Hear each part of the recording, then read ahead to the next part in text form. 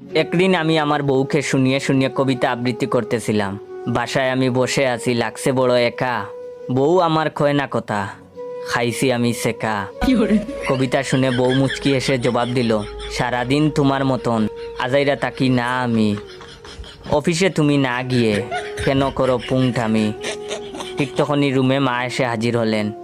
আমাদের এমন ছন্দ দেখে মা বললেন, ছেলে আমার রইছে বাসায়, করে না কেউ যতন, মুখটা তার হইছে এখন বিড়ালের মতন। আব্বা বারান্দায় বসে পেপার পড়ছেন। আমাদের এমন ছন্দ শুনে হাসতে লাগলেন।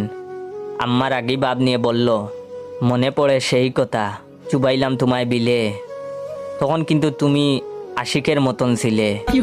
আব্বা মনে হয় কিছুটা লজ্জা পেলে সেই টপিক বাদ দিয়ে পরক্ষণেই বলল, অফিসে না গিয়ে জয় বাসায় রইছ কেন বসে, আমি কিন্তু উঠলে গালে দেব চড় কষে।